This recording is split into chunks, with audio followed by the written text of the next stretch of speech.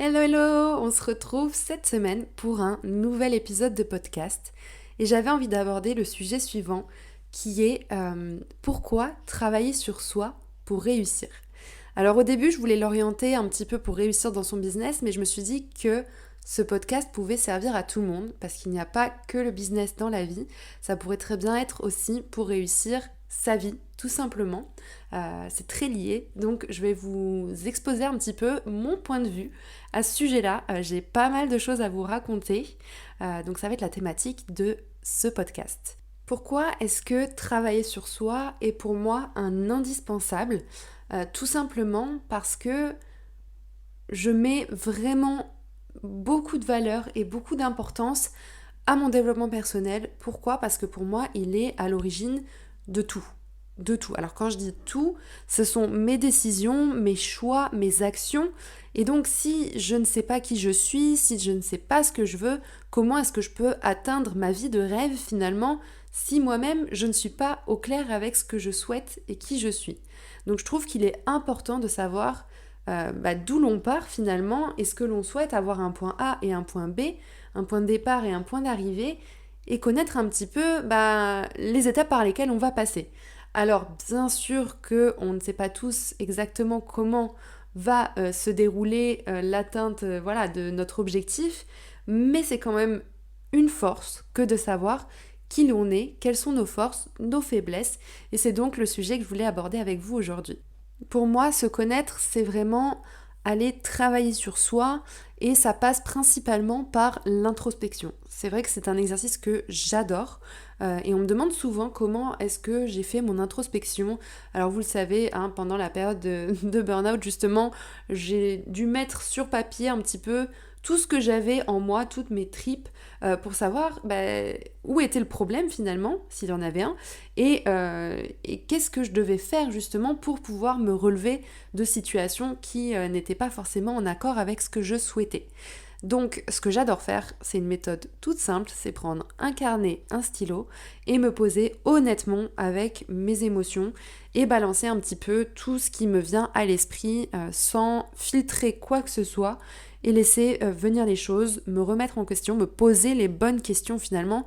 Pour moi, une introspection, une très bonne introspection, se fait grâce à la qualité des questions et votre aptitude à voir les choses en face aussi, à ne pas se voiler la face. Il est ultra important d'être à 100% objectif avec soi et de pouvoir être clair sur le fait que oui, on a aussi certains problèmes qui viennent de nous et ou sur lesquels on peut travailler pour pouvoir avancer justement.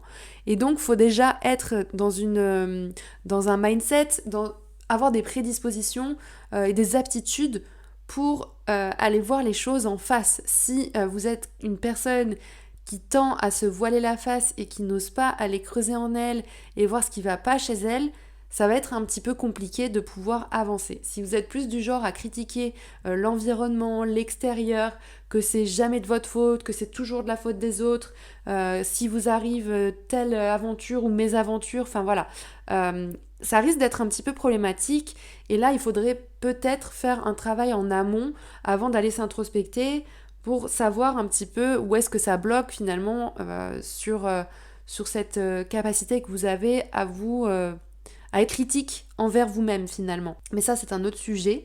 Mais on en revient à l'introspection et du coup, pour moi, le principe même c'est de se connaître et de se connaître vraiment. Donc si vous décidez de jouer le jeu, franchement, c'est un super outil qui peut vraiment vous changer la vie. Elle a vraiment changé ma vie. C'est-à-dire que je me suis retrouvée donc un peu au fond du trou pendant 3 mois à errer, à ne plus savoir ce que je voulais, qui j'étais, vraiment une très grosse remise en question, une grosse perte de sens dans ma vie. Tout s'est écroulé autour de moi, pourtant j'étais à Bali, mais je venais de rompre avec mon copain. Je me retrouvais un petit peu face à moi-même avec un business qui s'écroulait aussi, qui décollait plus. Je me suis dit, waouh, là c'est un peu la fin, qu'est-ce qui se passe en fait? Et donc je suis allée voir en moi pour pouvoir remettre un peu en lumière toutes ces petites choses qui venaient en fait perturber ma vision, mes objectifs, mes actions, mon quotidien et qui faisait que finalement je tournais en rond sur les mêmes problématiques plutôt que d'avancer. Alors, on n'a pas forcément besoin d'atteindre le burn-out pour se remettre en question. Pas du tout, du tout. À l'heure actuelle, c'est quelque chose que je fais régulièrement, notamment quand j'en ressens le besoin. Mais parfois, je me force aussi. Je me force pas vraiment parce que c'est quelque chose que j'adore. Mais je prends le temps, plutôt, les mots sont plus justes, mais je prends le temps de me poser pour faire un bilan, savoir un petit peu où j'en suis, que ce soit au niveau émotionnel, dans mon business, dans ma vie de façon générale, savoir où j'en suis et comment je me sens. Alors j'aimerais vous mettre en garde quant au syndrome de l'objet brillant. Ça marche énormément, je pense que ça va vous parler notamment pour le business, mais c'est valable dans la vie de tous les jours, c'est-à-dire que c'est vouloir switcher de projet en projet. Vous vous dites ah ben non finalement ce projet-là je pensais qu'il était bien pour moi et puis j'y arrive et puis finalement bah c'est pas ce que je veux, allez je change, ok je vais voir ailleurs et finalement ainsi de suite et ainsi de suite. Et je pense que ça pourrait être une alerte, quelque chose qui pourrait vraiment vous mettre en face de vous-même et vous faire dire qu'en fait il serait peut-être temps de faire une introspection. On n'a pas besoin d'atteindre le burn-out ou un moment difficile de notre vie pour se remettre en question. Mais switcher de projet en projet peut être un premier signal d'alarme qui devrait vous alerter parce que effectivement c'est qu'il y a un souci. Si vous cherchez continuellement des réponses à travers des actions extérieures, des environnements, des projets, eh bien il se peut que vous ne soyez pas forcément aligné avec ce que vous souhaitez profondément. D'où le fait et l'intérêt de mener une introspection. Donc il va être question de connaître un petit peu ses forces et ses faiblesses. C'est-à-dire, vous pouvez carrément vous tracer 2 colonnes et mettre dans l'une et dans l'autre vos forces que vous considérez comme des forces et des faiblesses. Alors soyez honnête avec vous, je sais que c'est un exercice qui n'est pas facile et que l'on voit souvent dans les entretiens d'embauche notamment, où l'on demande un petit peu de se vendre, mais là soyez vraiment honnête, vous n'avez pas besoin de vous vendre, c'est juste vous et vous-même, avec votre carnet et votre stylo, savoir un petit peu, honnêtement, comment vous vous situez, où est-ce que vous pensez que vous êtes bon ou bonne, ou à l'inverse, où est-ce que vous pensez que vous avez des faiblesses en vous, que ce soit dans votre caractère, dans votre façon de prendre des décisions, peu importe, et pensez à ce que ce soit articulé aussi autour de vos domaines de vie. Ne soyez pas que fixés sur le fait de ok donc là je pense business, bon ben je vais faire mes forces, mes faiblesses pour le business. Elles peuvent changer, elles peuvent être différentes, que ce soit dans les relations sociales ou avec votre famille, vos finances, comment vous les gérez, enfin voilà, ça peut être vraiment tous les domaines de vie. Il y en a 8, je vous les cite si jamais vous souhaitez travailler dessus. Donc il y a le couple, la famille, la vocation ou carrière, les finances, le social, la santé, le mental et la spiritualité. Et donc pour chacune des catégories, vous pouvez vous poser les questions suivantes. Qu'est-ce qui est important pour moi ? Qu'est-ce qui m'inspire ? Quelle est la vie que j'ai envie d'avoir ? Et comment vivre une vie extraordinaire qui me correspond ? Je vous invite vraiment à réfléchir sur chaque domaine de vie. C'est hyper important pour clarifier ce que vous souhaitez vraiment et ce à quoi vous aspirez. Pour moi, il est ultra important de savoir ce que vous voulez et définir des objectifs précis de votre vie de rêve parce que, en fait, si vous avez une idée vague, comment vous allez faire pour atteindre quelque chose de vague ? C'est un peu réfléchir comme un business plan ou même si c'est pour votre vie, c'est savoir un petit peu quelles sont les étapes, qu'est-ce que vous avez à mettre en place finalement pour arriver à cet objectif qui est vivre votre vie de rêve. Qu'est-ce qu'il vous manque ? C'est vraiment faire un état des lieux, une introspection, c'est ça, c'est autant sur soi mais dans sa vie aussi, donc dans ces 8 domaines de vie, faire un point. Qu'est-ce qui aujourd'hui vous satisfait ou ne vous satisfait pas ? Qu'est-ce qu'il vous reste à améliorer, à changer, à retirer de votre vie ? Et c'est vraiment définir ça concrètement pour pouvoir atteindre votre vie de rêve. Et donc dans votre vie de rêve, c'est pareil, c'est ultra important que vous soyez au clair avec ce que vous souhaitez. Parce que je veux être libre et indépendante par exemple. Ouais, très bien, mais c'est comment tu le fais ? Il y a tellement de manières de le faire. Donc qu'est-ce qui t'anime ? Qu'est-ce qui te met en joie à l'idée d'atteindre ce rêve-là, ce but-là finalement ? Et pense toujours de façon à ce que ce soit vraiment, que ça vienne du cœur et que tu fasses les choses vraiment dans un état de joie et pas en mode il faut que. Non. Si tu pars du principe qu'il faut que, c'est que tu te forces et que tu n'es pas forcément aligné avec ce que tu souhaites vraiment. Et te poser les questions aussi de pourquoi est-ce que je souhaite ça? Est-ce que c'est pour montrer aux autres ma valeur? Est-ce que c'est pour montrer que j'ai réussi? Parce que, en fait, se connaître aussi, et c'est savoir quels sont nos défauts, entre guillemets, et pourquoi, en fait, on a ces petits défauts-là. Parce que la raison, bien souvent, c'est une problématique qui est plus profonde. C'est savoir, est-ce que j'ai un problème, j'ai une blessure d'abandon, de rejet qui rejaillit et qui fait qu'en fait, j'agis comme ça, que je m'auto-sabote dans ma vie, que je n'arrive pas à atteindre tel objectif. Et donc, il va être ultra important, en fait, de vraiment savoir le pourquoi du comment, en fait. C'est parce que c'est bien beau de faire un état des lieux, mais si tu vas pas chercher l'origine de tes problématiques, bien finalement, je suis pas sûre que ça va avancer, parce que tu vas penser que ça va avancer, mais finalement, ça te rattrapera toujours. Et tu seras toujours confronté, en fait, à partir du moment où tu ne règles pas une situation qui te ronge, entre guillemets, eh bien, elle se reproduira. Elle se reproduira toujours dans ta vie, parfois sous des angles totalement différents. Ça peut être dans une sphère business, mais finalement, tu peux voir cette même situation apparaître avec tes potes, tu vois. Donc, c'est toujours te poser la question de, ok, qu'est-ce que je ressens à ce moment-là? Pourquoi est-ce que là, j'arrive pas à avancer vers mon objectif? Quelle est la blessure qui se cache derrière? Donc je t'invite à aller regarder les 5 blessures de l'âme de Lise Bourbeau. Je peux te les citer, comme ça te donnera une petite idée, mais je t'invite vraiment à aller regarder, te renseigner ou même lire le livre pour savoir un petit peu à quelle blessure tu es confronté. Il faut savoir qu'on est tous confrontés à ces blessures-là, dans une moindre mesure, mais on a tous au moins 2 voire 3 blessures qui sont prédominantes dans notre vie. Donc il y a la blessure du rejet, il y a la blessure de l'abandon, la blessure d'humiliation, la blessure de trahison et la blessure d'injustice. C'est pour ça que je t'invite à aller te renseigner, parce que parfois on peut se dire c'est la blessure de rejet, alors que finalement c'est une blessure d'abandon.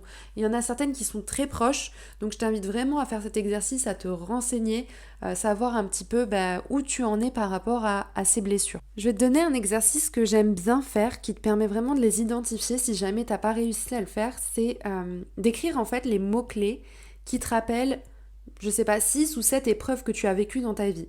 Le but, c'est vraiment que tu sois exhaustive et que tu notes vraiment tout ce qui te revient par rapport à ces épreuves que tu as vécues. Donc ça peut très bien être une personne qui t'a quitté ou qui t'a trompé, un décès qui t'a bouleversé, peut-être que tu as reçu une gifle quand tu étais enfant et que ça t'a marqué. Enfin voilà, c'est vraiment toutes les situations qui auraient pu te vexer, te marquer. Enfin voilà, ça peut être un accident de voiture, un conflit, une embrouille, peu importe, tout ce qui te vient à l'esprit finalement et qui a représenté pour toi une épreuve. Et ensuite, ce que je t'invite à faire, donc en ayant un petit peu étudié les différentes blessures, c'est de mettre l'initiale devant chaque blessure, ce que tu penses qu'elle représente pour toi. Finalement, si tu as vécu un accident de voiture et que tu penses que c'est une blessure d'injustice, ça te fait ressentir une certaine injustice, que pour toi t'étais pas du tout en tort et que finalement t'as vécu ça et que c'était pas du tout... Enfin voilà, peu importe, mais c'est vraiment propre à chacun. Ne pense pas au fait qu'il y ait une bonne réponse à donner, ce n'est pas du tout le cas. Ça va vraiment être de faire ressortir ce qui résonne en toi en fait, cette épreuve t'évoque. Si c'est de l'humiliation, du rejet, de l'abandon, encore une fois, voilà, je t'invite à aller voir ces blessures et à vraiment mettre une initiale devant chaque épreuve que tu as pu noter précédemment. Et pour finir, le but, ça va vraiment être de compter chaque initiale, c'est-à-dire que tu vas compter ton nombre de I, ton nombre de R, pour injustice, rejet, tu as compris, voilà, et ainsi de suite. Et si tu as 2 ou 3 blessures qui reviennent plus que d'autres, ça veut dire que ce que tu pensais, en fait, est confirmé. Voilà, c'est un petit exercice que tu peux faire si là tu te dis je te parle de ça et tu penses un petit peu aux blessures que tu pourrais avoir, tu te les notes sur un papier et après tu peux aller t'informer, vérifier, faire cet exercice que je viens de te donner et voir si ça correspond à ce que tu pensais. Et généralement en faisant cet exercice, tu devrais retomber sur ce que tu pensais. Voilà, c'est un petit exercice sur les blessures et ça peut vraiment t'aider à cheminer et avancer. Je te recommande vraiment encore une fois d'aller te renseigner là-dessus. Et finalement, l'introspection, c'est aussi savoir se poser les bonnes questions. Moi, je pense que c'est vraiment euh, que l'intérêt de cet exercice, c'est vraiment d'aller en profondeur et de se poser ces bonnes questions. Et quand tu sens il y a une certaine émotion qui remonte, que ça te tend, tu te sens crispé, que ça fait un petit peu mal parce que ça soulève des choses en toi, eh bien, dès qu'il y a de l'émotionnel qui remonte, ça veut dire que tu es au bon endroit.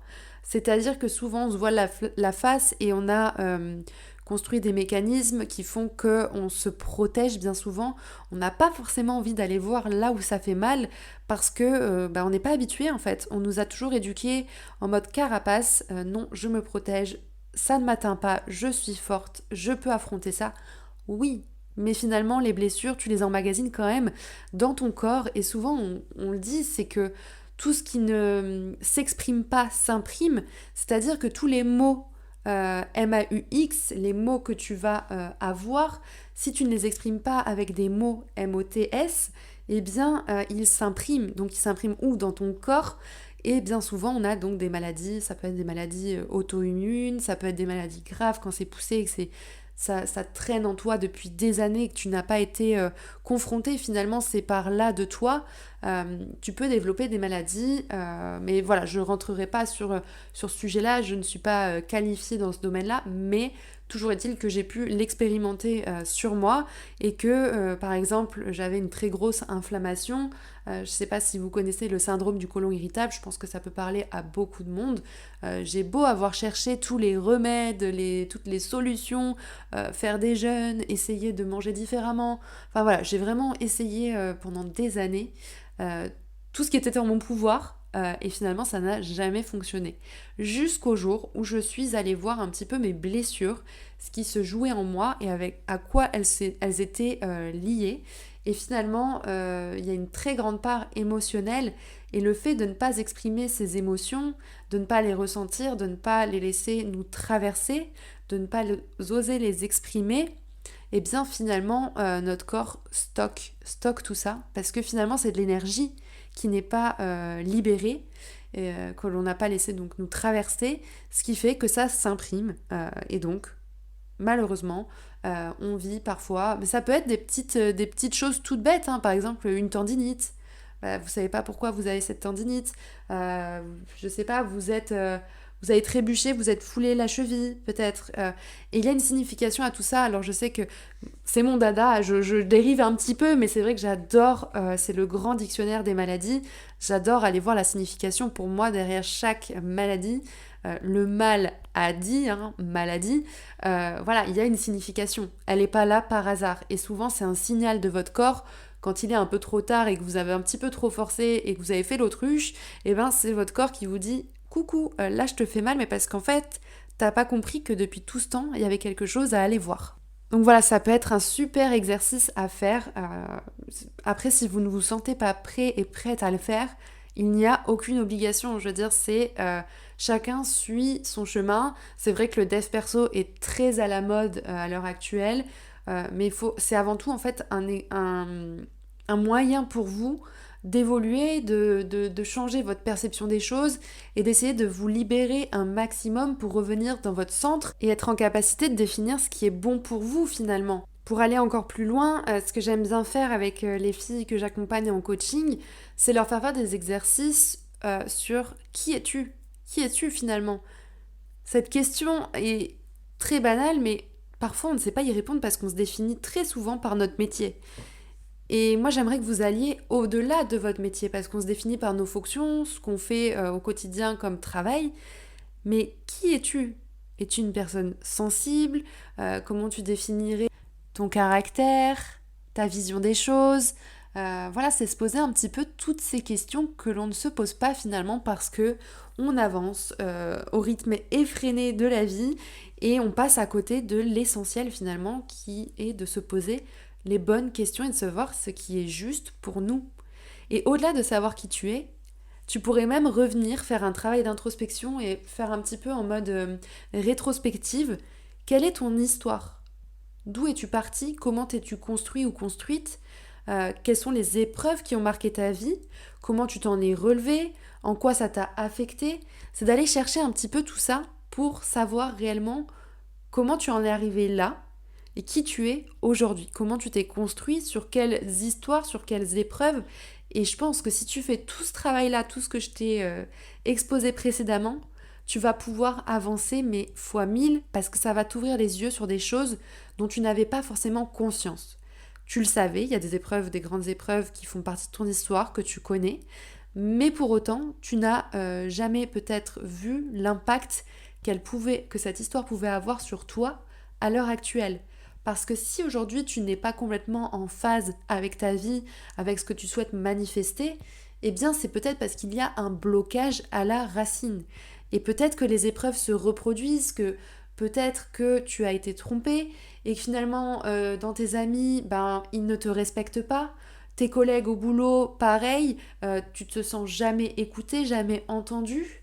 Voilà, ça peut se répercuter de différentes manières dans différents domaines de vie, d'où l'intérêt d'aller creuser et de voir un petit peu ce qui se joue en nous et le pourquoi du comment, mais sans rentrer dans une introspection extrême et venir se perturber au point de plus pouvoir, de se dire oh là là là là, j'ai que des blessures, ça va pas. Là, il n'est pas question de se flageller, pas du tout. Il est juste question de comprendre le cheminement, les mécanismes que l'on a mis en place pour se protéger, pour avancer dans notre vie, mais qui aujourd'hui, finalement, ils ont fonctionné à un instant T, parce que si on les a mis en place, c'est qu'ils nous ont servi ces mécanismes pour nous protéger au moment où ça nous arrivait. Mais aujourd'hui, le problème, c'est qu'ils nous freinent. Donc c'est juste mettre en lumière ces choses-là pour pouvoir s'en libérer, pour pouvoir reprendre le pouvoir et le contrôle de notre vie, finalement. Donc voilà, après avoir vraiment creusé et mis en lumière tout ça, tout ce qui te bloque, tout ce dont tu n'avais peut-être pas forcément conscience de qui tu es, je t'invite vraiment à travailler sur ta vision et ta mission, donc à voir vers l'avenir, te tourner vers l'avenir, parce qu'on était un peu plus tourné vers le passé, pour revenir au présent. Mais maintenant que tu sais qui tu es, comment tu fonctionnes, quels sont les mécanismes que tu as mis en place, les croyances que tu as développées, je t'invite vraiment à travailler sur tes croyances. Le mindset revient encore et toujours, mais pour moi, c'est la clé de tout dans notre vie, vraiment. Donc ça va être de changer de paradigme et changer tes croyances si aujourd'hui ces croyances ne te servent plus et qu'elles sont devenues limitantes. Encore une fois, c'est pareil, c'est que si une croyance aujourd'hui ne te sert plus, c'est qu'à un moment donné, si tu l'as ancrée en toi et que tu t'en es servi, c'est qu'elle t'a vraiment été utile à cet instant T. Donc c'est ok, c'est juste que si maintenant tu te rends compte qu'elle ne te sert plus et que tu es limité dans tes actions, que par exemple, je sais pas, peut-être que tu as une croyance par rapport à l'argent, on t'a toujours éduqué avec les riches sont des cons, mais ça c'est même pas une croyance qui t'appartient et tu l'as prise peut-être de tes parents ou de ta famille. Eh bien aujourd'hui toi tu développes ton business et tu te rends compte que tu n'arrives pas à faire rentrer de l'argent. Alors peut-être qu'il est nécessaire d'aller voir d'un point de vue des croyances ce qui se joue en toi, qu'est-ce que tu crois qui t'a peut-être servi un jour, ou peut-être que ça ne t'a pas servi aussi, mais que tu l'as prise parce qu'on te l'a répété et rabâché, et que tu l'as intégrée finalement. Et donc c'est te dire, ok, bon cette croyance, c'est vrai que je l'ai. Est-ce qu'elle me sert aujourd'hui, oui ou non ? Non, finalement, elle me bloque. Ok, comment est-ce que je peux la modifier ? Qu'est-ce que je peux en faire ? Comment je peux la transformer ? Et si tu as une croyance par rapport à l'argent, c'est venir changer cette croyance, la mettre en version positive, mais pas juste dans la version positive et se rabâcher la croyance en mode c'est bon, je suis positive. Non, ça, on sait que ça ne marche pas. C'est pas se répéter des affirmations positives qui fait que ça va changer ta vie. C'est vraiment, et d'où le travail du coaching, et pour accompagner des femmes, de nombreuses femmes, et faire des coachings avec l'école de coaching, une croyance, c'est pas juste la mettre en version positive, c'est aller creuser la racine et faire tomber vraiment ce qui est ancré au plus profond pour que finalement tu aies un shift énergétique et que tu le ressentes au plus profond de ton corps et que tu dises « Ah ouais, là, mais en fait, ok, je sens que dans mon corps, ça a changé, ça a shifté. Je sais que j'y crois plus du tout maintenant et que ça a évolué. » Et c'est ça que tu dois ressentir. C'est pas juste l'écrire sur un papier. Mais par contre, l'exercice que tu peux faire sur papier, qui est hyper intéressant pour toi, c'est de relever toutes tes croyances. Tu pourrais te faire un autre exercice avec ton système de croyances où pareil, tu te notes vraiment toute la liste de toutes les croyances, ce à quoi tu crois. Dans les 8 domaines de vie, encore une fois, quelles sont tes croyances. Par exemple, est-ce que tu penses que tu ne peux pas trouver l'homme de ta vie parce que croyances. Encore une fois, et voilà. Donc tu enchaînes là-dessus et déjà de les relever, ça va te permettre d'avancer un petit peu. Et après, je t'encourage vraiment, si tu bloques et que tu n'arrives pas à les modifier, à les changer, de te faire accompagner sur ton système de croyances par un coach qui est qualifié pour ça, pour justement te permettre de shifter et de pouvoir manifester la vie de tes rêves. Bon, je me suis encore un petit peu égarée, mais c'est vrai que c'est un sujet qui me passionne. Du coup, je vais en revenir à la mission et la vision. Donc se tourner vers l'avenir. Et ce que tu souhaites vraiment, finalement, c'est de poser les questions. Qu'est-ce que tu souhaites? Encore une fois, tu reprends tes 8 domaines de vie et tu te poses les questions que je t'ai posées en début de podcast. Qu'est-ce que tu veux? Qu'est-ce que tu veux vraiment? Et autorise-toi à rêver grand. Il faut que tu rêves grand, mais que ce soit possible pour toi aussi. C'est-à-dire que je veux qu'à la fin, en fait, tu aies une image mentale précise de ce que tu souhaites atteindre. C'est hyper important parce que si par exemple tu dis ok, je veux gagner au loto, je veux être riche, je veux gagner au loto 120 millions d'euros. Ok, comment est-ce que ça résonne en toi 120 millions d'euros? Ça te paraît complètement faisable, hyper facile, ou est-ce qu'à l'inverse tu te dis ouais, les probabilités que ça m'arrive, franchement, elles sont très faibles, j'en rêve, mais j'y crois pas.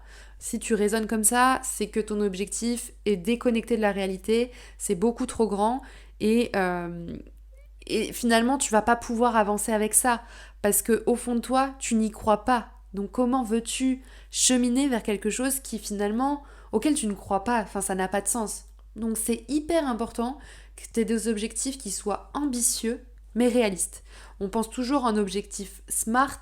Alors peut-être qu'on va pas les définir de façon SMART pour peut-être pas pousser trop loin, mais si tu veux le faire, tu peux. Je trouve ça hyper pertinent. SMART, c'est quoi? Ça va être spécifique, mesurable, atteignable, réaliste et temporel, donc défini dans le temps. Ça peut être hyper pertinent de les définir comme ça. Après, il n'y a aucune obligation. Bien sûr que tu peux juste avoir un grand rêve. Mais je t'invite vraiment de partir de ce grand rêve et à partir de ce grand rêve, de faire comme des petits rêves en fait. Tu vas te faire comme un plan d'action dans le business. Tu vas définir des rêves qui vont être finalement les étapes intermédiaires jusqu'à aujourd'hui. Qu'est-ce qui te semble réalisable et atteignable? Et revenir jusqu'à aujourd'hui, ça va te donner un petit peu ton plan d'action, ce que tu dois mettre en place pour pouvoir atteindre ce grand rêve. Et donc, ça signifiera qu'il faudra passer par ces petits rêves, alors petits entre guillemets, qui sont quand même grands déjà, mais voilà, il faudra passer par ces petits rêves, ces étapes intermédiaires pour atteindre ton grand rêve. Et je t'invite également à te poser les questions suivantes, à savoir pourquoi est-ce que tu souhaites atteindre ce rêve? Comment est-ce que tu souhaites l'atteindre?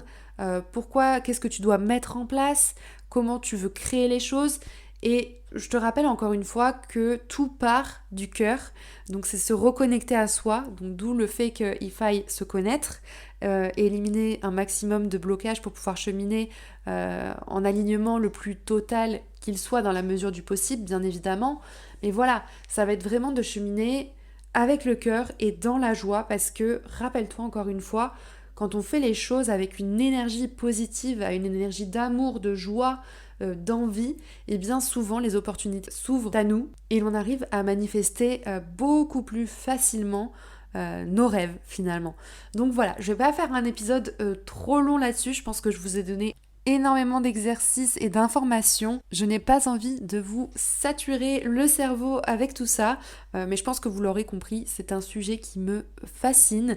Donc si vous avez des questions, que vous souhaitez aller encore plus loin dans votre introspection, vous pouvez toujours me retrouver sur Instagram, je réponds à mes DM tous les jours. Vous pouvez me retrouver sur camille.peria. Je me ferai vraiment un plaisir de vous accompagner dans votre introspection qui pour moi est la clé de tout dans notre vie. Voilà, je vous laisse. On se retrouvera la semaine prochaine pour un nouvel épisode. Et encore une fois, si vous avez aimé ce podcast, n'hésitez pas à me laisser 5 étoiles sur votre plateforme d'écoute préférée. Et si vous êtes sur YouTube, n'hésitez pas à vous abonner et à me laisser un petit commentaire. On se retrouve la semaine prochaine. Gros bisous!